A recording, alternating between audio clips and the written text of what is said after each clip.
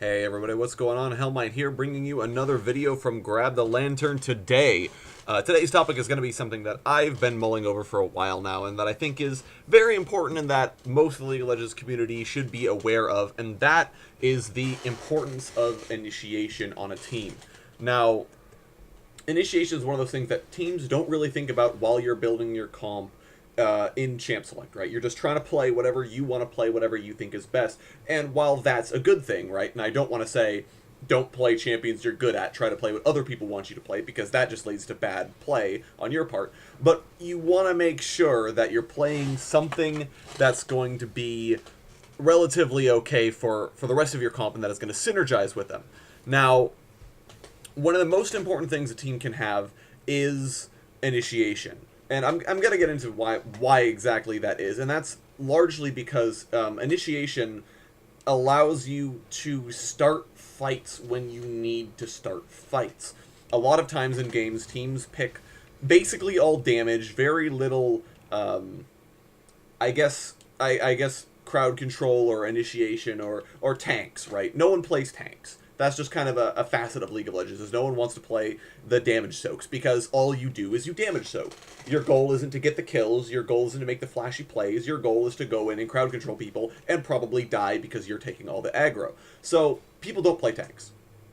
If, at best, if someone says, you need to play a tank, or you need to play, like, someone tanky top lane, or in the jungle, what people end up doing is they say, okay, and they lock a fighter like Garen in this example, or Xin Zhao, or Aurelia, or any of these number of fighters. And yes, fighters are tanky. Fighters are supposed to build tank items. However, that does not make them tanks. Very frequently, fighters do not have a way of actually starting fights.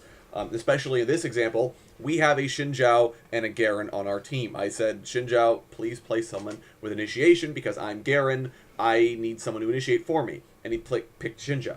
The problem with picking two fighters is that neither one of them can get a fight started. Now, Xin Zhao can, if he finds a good flank and can E onto the AD carry, but he can't really do anything beside that. If he can't find the flank, and if you're setting up on a tower, Xin Zhao can't start a fight without exposing himself unnecessarily to a lot of poke damage before he even gets in E range.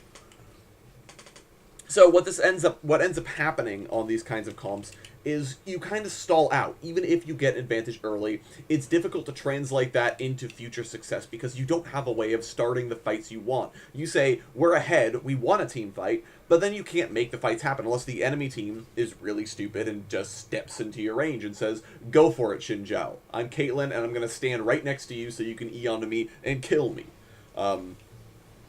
So that's kind of what I'm getting at, is that you want to look at what you have on your team comp. Now, if, for example, we had something like a Malphite jungle or a Rek'Sai jungle, or hell, if I'd have played the Malphite or the Maokai or somebody who can start a fight, then our team would have actually been a lot better off. Because then what happens is, if I find an opportunity, if I see Caitlyn out of position or Caitlyn and Xerath grouped up together, the first thing I'm going to do is I'm immediately going to ult in.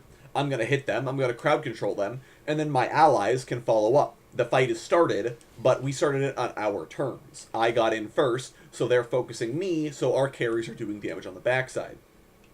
If you're fighters and you're trying to run into the enemy team with your movement speed, you're just going to get kited to death and you're going to die, and you can't start that fight when you see the opportunity because it takes your character too long to react to it. And this is true, this is true for basically any fighter you care to list. They don't have the ability to start a fight. Even someone like Vi, who can just kind of show up and say, I'm going to press R on your AD carry, it takes her a long time to reach the AD carry. And in that time, especially if you're up against someone like Ezreal or Lucian, they can flash, they can dash, they can use their mobility to get out of the way, and then you're too far away from your team. Someone like Malphite, meanwhile, just presses R and he goes in and he starts the fight off immediately. So having initiation, I guess is what I'm trying to say, is a big deal if you get ahead. Now, if you're behind, initiation is still good because it allows you to make the picks you need to find. If you see the Caitlyn stepping out of position, you can immediately capitalize. Especially because a lot of teams, when they're ahead, tend to play more recklessly. They don't take they don't take their time, and they don't respect you basically anymore. They don't respect your damage or your tank, your crowd control. So they do lots of dumb things like split pushing unnecessarily and not grouping, and their AD carry stepping forward, and those are the kinds of things that you can punish with the right comp. But if you don't have a tank or an initiator, you can't do it. Now, this is not to say that like you absolutely need a Vanguard in every single game you play. In fact, you know, some comps don't want it at all. Now, pick comps, for example, or poke comps don't really want a Vanguard. Their whole goal isn't to go in and have big team fights. But especially prior to you know, goldish, I would say, most of what games boil down to is who snowballs early and then who has the better team fight, because that's what a lot of teams do. They just group mid and they have team fights. And having initiation, having the ability to pick a fight on your own terms instead of waiting for the enemy team to pick a fight with you, is a much better thing to have. So, but again, make sure you're looking at the team comp and what you have. Now, if you've got a Leona as your support, you can maybe get away with having 2 fighters in the top lane in the jungle, because Leona can start fights with her Zenith Blade, with her ultimate. She can get a fight going for you. I mean, she is a Vanguard technically, but she's a Vanguard in the support role. So it's not that hard to have plenty of Vanguards on your team if you need them. I find it very unlikely that someone on your team can't play someone who can initiate.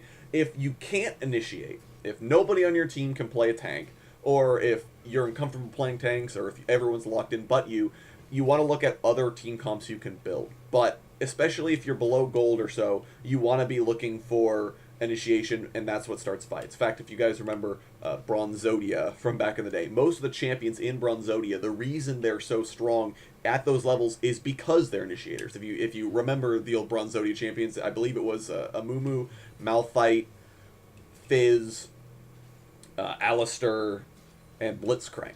But the reason they're so good, Blitzcrank maybe not so much, because he's really more of looking for picks, but especially Malphite, Amumu, Fizz, they can all start fights. They say, I landed my ultimate, it's time to go in. And that's a big signal for your team as well. So, you know, I just wanted to express interest in saying, hey guys, maybe this is something you should be looking at doing on your team comps, especially if you're in the top lane or the jungle. So, at any rate, that's all I got for you guys today. It's going to be a bit of a short video, but it was a really simple concept. I hope I made myself clear enough. If you guys have any questions, please let me know in the comment section below. And let me know what you think of this kind of shorter video format. I'm going to be experimenting with doing a few shorter topics than I have been doing before. So let me know. If you like this video, please leave a like. If you're interested in seeing more content from me, please subscribe, as it does help support me in what I do. And if you're interested in seeing more content like this, go ahead and follow Grab the Lantern on Tumblr. I publish articles just about every day with similar kinds of things, so go ahead and give me a follow. Once again, thank you guys so very much for watching, and I will talk to y'all later.